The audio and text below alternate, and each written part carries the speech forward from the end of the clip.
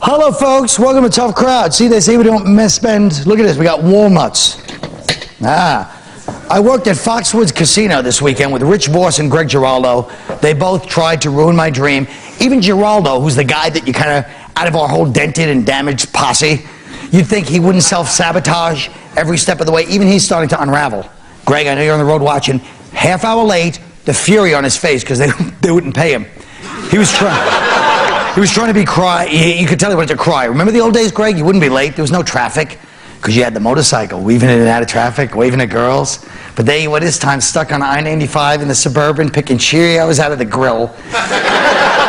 Wondering if he had the balls to drive over the divider. And Voss, here's the thing about Voss that kills me. First of all, I'm not kidding. It's like Foxwoods, like a beautiful room, 1,700 seats, sold out, but it doesn't matter. But I don't do it for ego.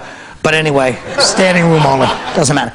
Voss, we walk in, first thing he says to me, and you're gonna think I'm lying, he goes, you would be offended if I sell CDs afterwards? No, not at all. It's only our big chance at the casino money. Let's go out and, turn it into a Turkish bazaar halfway through. Hey, I'll help you, you know what I mean? Give you some stickers. I'll hand out flyers for you, you creep. Then we're on stage with the woman, Lisa, that manages the place, and he has to go like, this is how low self-esteem. It's a beautiful theater. First he goes to me, this is show business. And I actually was sincerely along with him. I was so excited. I was like, you're right. Instead of saying, shut your mouth, could be it. Then he goes to the lady, does B.B. King still do comedy too? Covering his bets. Because he wants to MC an open mic. Then we're walking through the casino, people going, hey, Colin Quinn. Hey. So I go to Voss, this must be killing you, Voss. Everyone's recognizing me. He goes, actually, it reminds me when I was on Last Comic Standing, because they wouldn't recognize the other people, they'd always recognize me, so this is very humbling. First of all, your whole career is humbling. But second of all, let me get this straight. They recognize you then, but when I'm there, people can only recognize one person at a time. They can't recognize two people that they were. So, I walked around with Seinfeld, Chris Rock, Sandler. They recognize me too. I'm not saying they don't make me hold the camera and take pictures of them with Seinfeld, Rock, and Sandler, but they recognize me. SDS.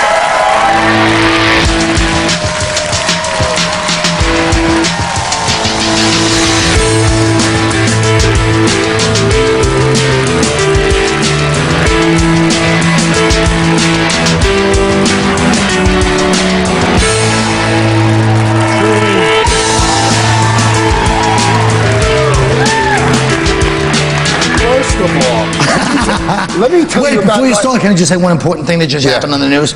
They just uncovered the most devastating weapons of mass destruction known to humanity. Here it is. Billy Joel's license. Okay, Voss, go ahead. We're sitting in a restaurant in a casino, and Colin goes, I'll take care of the tip.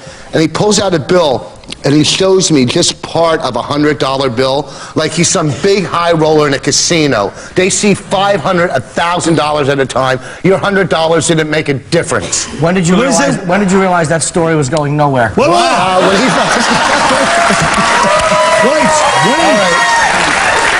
Saying that the upcoming presidential election may be too good to pass up for Al-Qaeda, the Bush administration is concerned there'll be a terrorist attack in the U.S.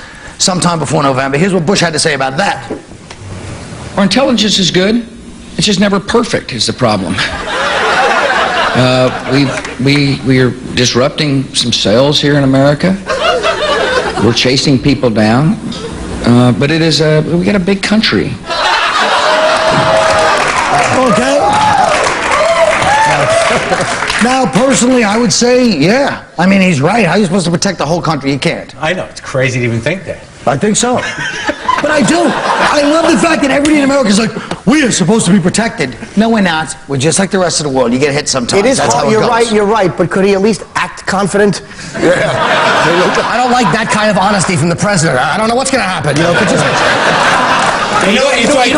When I saw that press conference, my pity for him interrupted my hatred. I just like that he's like in every alcoholic dad that warns you ahead of time how he's going to screw up to cover himself. Like, I know I said we're going to go to Busch Gardens Saturday, but Daddy sometimes gets in the fight with the foreman Thursday, so I might have to go in and make up the hours. Like, that's what Bush is doing. But don't you think it is kind of unrealistic? Like, I hate when people say, hey, this was protect. How are you going to protect an entire country, especially with the fact that until people are crying about the Patriot Act, that was like a small idea to possibly stop that. Now people don't want to deal with that. Why would you say it's like, why would he say that it's like election day is too good a day to pass up? So if you don't do it, I might. You know what I mean? I mean, what's But it's because based on Spain. Based on Spain. But it would you know what would be really suspect if on election day he said there's a very specific biological attack that's only focused targeting Democrats and possible carry voters? Maybe like an outbreak of sickle cell or something. Also, no one shows up for an election. They should like have it. They would do it like during the American Idol final. Something like people would actually be there for it. Right. No one voted. First of all, I'm not going to call it. He's got a pen.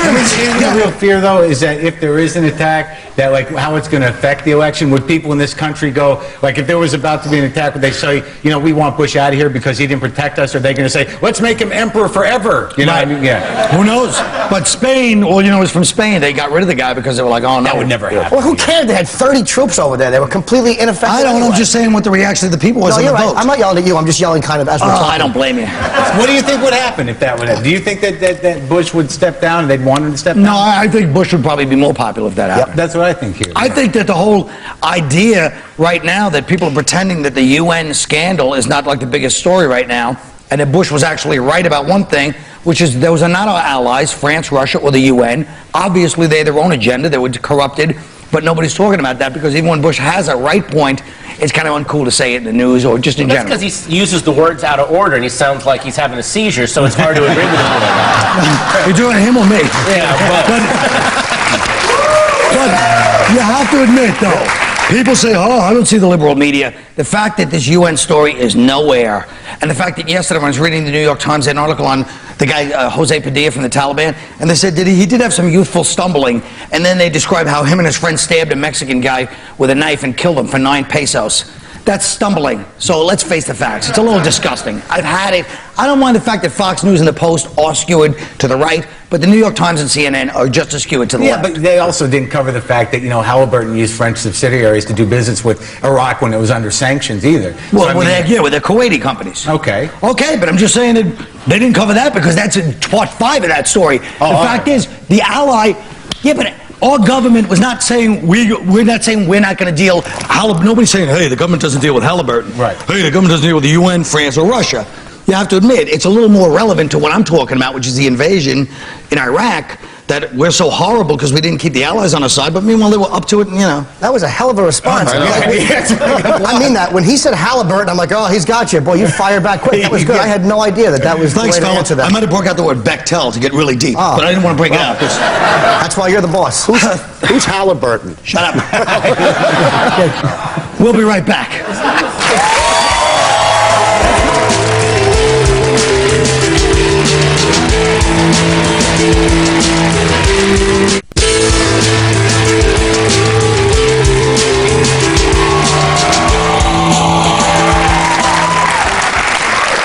The $12 billion a year porn industry shut down last week after a performer tested positive for HIV, led to a quarantine of 51 performers, and suggests that condoms should become an industry standard. So what do you guys think about this one, huh? Well, no, the condom will destroy the money shot, and the money shot is the backbone of the porn industry. It can't do it. There's no way. That's a good point. They can't. That's a good point. Watching porno with condoms is like watching, boxing with headgear. It's not, Although, disappointing. maybe. Go ahead. I'm sorry. Well, they're saying this is the only thing that bothers me about this. before on this show. What hasn't? I'm sorry. Go That's ahead. right. The government's going to try to use this to get in and say that porn is like a public safety issue, and then try to regulate it. Which is first of all, I mean, they've been very responsible, pornography, about testing people and stuff like that. And porn does not encourage the spread of AIDS. It actually stops it. Because do you have any idea how many times I've wanted to go out and get laid, and instead I just throw in a movie and repaint my ceiling? That's a good point. The point you make is good because that's in this country. This guy went to Brazil to shoot a cheaper movie, and this is another reason why outsourcing is bad for America. Exactly. That's right. 58. Yeah, you want to. He slept with 51 girls, though, in 2 months. Who did? 51 girls? 51 people in 2 months. For those numbers, you got to take a chance. You know what I'm saying? Those are good numbers. This is where the Pixar people need to step up and start creating digital actors because, Gollum and Nemo can't get AIDS. Just start creating digital porn actors and doing that. I don't know what that is. Well, condoms, you can't regulate condoms. I know Vivid Video, like, I think all the performers wear condoms, and I've heard that in gay videos, like, just for the anal stuff. Not for the oral stuff, though, because that would spoil it. But for the a lot of the gay videos, they all use condoms. Who the hell wants to, that's what you're watching porn for, is to see guys take chances, like astronauts. I mean, if I want to see someone... If I want to see somebody fumble around with a condom, I can watch myself have sex. Nobody's gonna rent Hot, Shaved, and Safe Part 4. That's not fun. That's what I want to ask you. Do you still watch porn when you live porn? Yeah, I do. I just watch You did a most of three-way the with stuff. one of the great porn stars of all time, remember? What's that? You did say you did that? doubled with Rod Jeremy. Tag team with Ron Jeremy, yes. You're a legend. Now Yeah, but listen. once you've been to the craft service in porn, is it fun to watch it at that point? I mean, you're Right. Yeah, it's and what pretty is the much- craft service like? Is it? It's just just a chick on a table with her legs open. All right, that's right. Whoa! That was offensive. No, it wasn't. All right. Christian nightclubs are gaining popularity across the country, advertising perks like alcohol, drug, and smoke-free environments. Jesus raves. Christian nightclub? Yeah, Christian nightclub. Well, alcohol? No alcohol, no drugs, no cigarettes. smoking, no slow dancing, right? No, it's all Well, I didn't say Christian no music, slow. right? No, well, it's Christian rock, yeah. What is the club called? Hell? Yeah.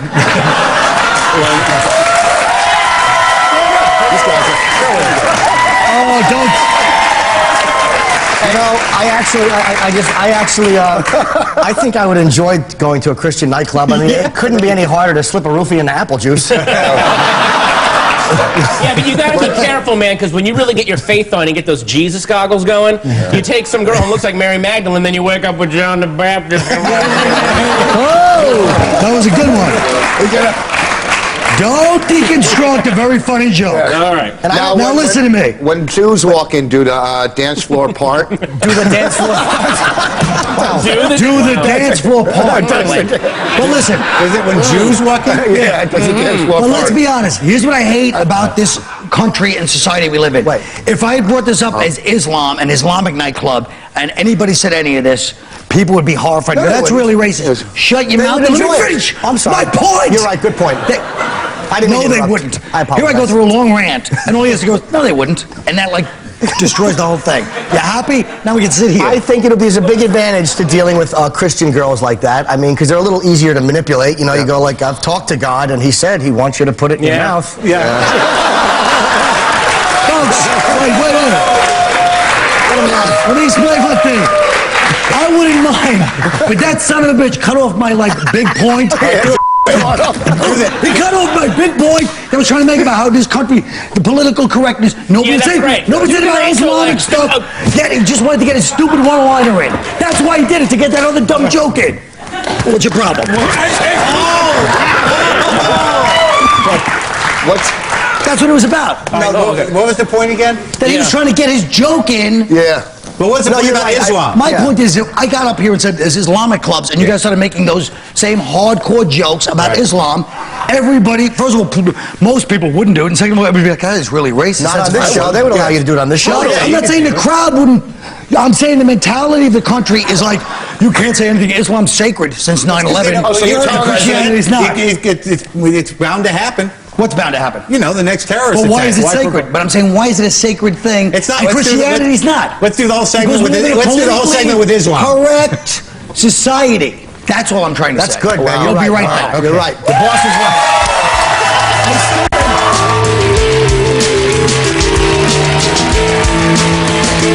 right.